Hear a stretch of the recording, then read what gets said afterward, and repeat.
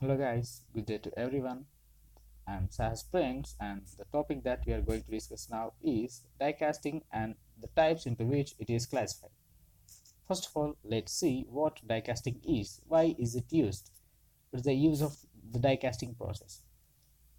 Here we can see that the diagram of a die casting, and die casting is basically a manufacturing process that can produce geometrically complex metal parts by using the reusable molds called dies. This die casting process involves the usage of a furnace, a metal, a die casting machine, and a die. In die casting, the die consists of two halves.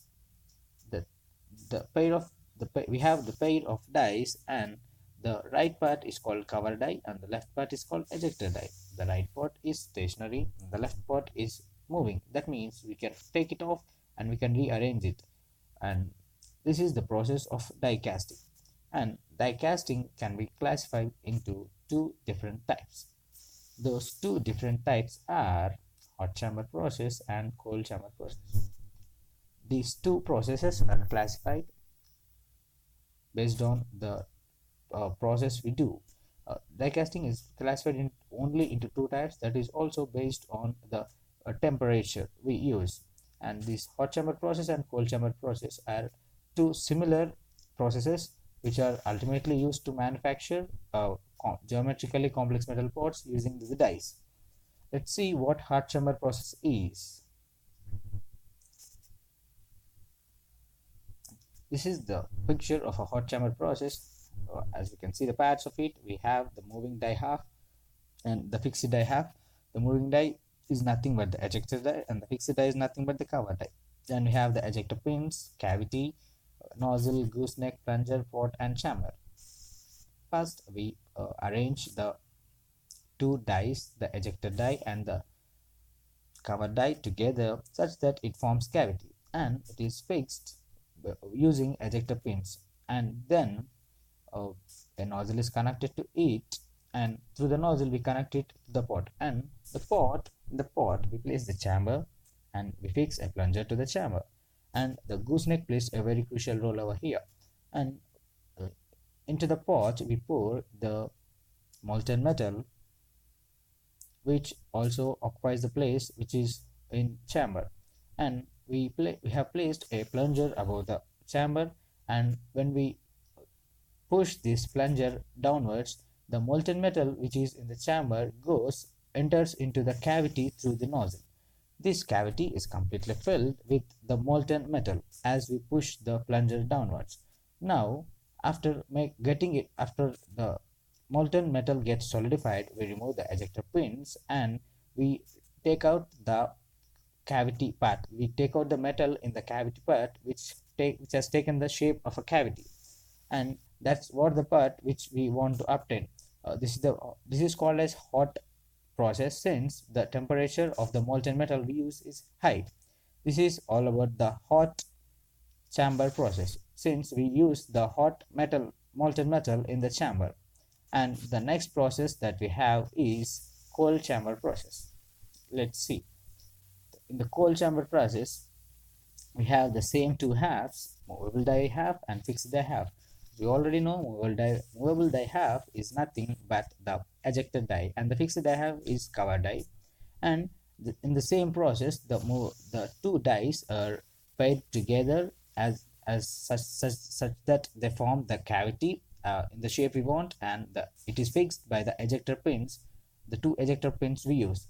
And then it is connected to the short chamber, and here instead of the plunger we have a ram which is used horizontally, and we using a ladle we pour the molten metal into the short chamber, and then we use the ram to push it leftwards. When we push the ram leftwards, the molten metal enters into the cavity and it takes the shape of the cavity.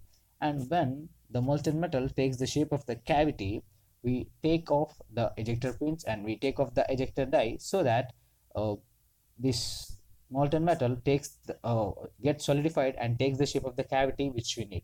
This is the process of cold chamber, and these are the two classifications of die casting: the cold chamber process and hot chamber process. This is the way they are made.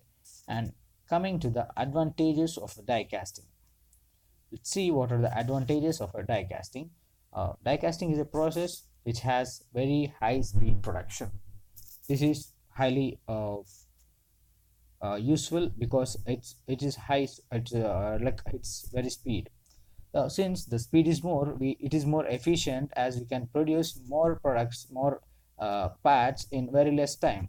And moreover, these are metal pads which take more time in general, but using the die casting we make it very easy, like we make it in very short time, and it saves the time. And uh, machining is mostly not required for the pads which are manufactured by die casting. And next, you can see the next advantage we have is a dimensional accuracy and stability. We make the dies such that we get the cavity of the required dimensions.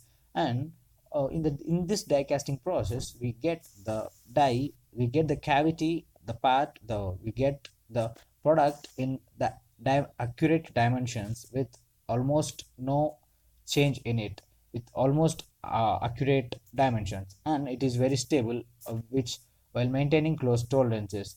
And moreover, these are also heat resistant. And coming to the strength and weight, die-cast parts are stronger than plastic injection moldings having the same dimensions. Oh, the reason is that thin wall castings are stronger and lighter than those possible with other casting methods. Plus, because die castings do not consist of separate parts welded or fastened together, the strength of that alloy rather than the joining process. You can see that like it's a single product now, but not the two products joined together, since it is put into the cavity, and the whole metal part is taken as a single part out from the cavity. And other option we have is multiple finishing techniques. Die cast produced with smooth or textured surfaces, and they are easily plated or finished with a minimum of surface preparation. And ultimately, the most important advantage we have is simplified assembly. Die castings provide integral fastening elements such as bosses and studs. Holes can be cored and made to tap drill sizes, and external threads can be cast. This makes the assembly very easy, and this the one of the biggest advantages we have in die casting. And now coming to the limitations or the disadvantages that we have in the die casting. Casting weight of the part we make should be between 30 grams and 10 kg. We can't make the parts which are less than 30 grams or more than 10 kg.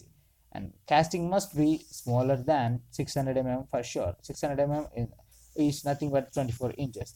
And its initial cost is very high. The initial cost of the die casting is very high, and it's not that economical initially. And it's only limited to high fluidity metals. And coming to the porosity, it has porosity and it is quite common in die casting. And thickest section that we can have should be less than 13 mm for sure. We shouldn't have the thickest section more than 13 mm.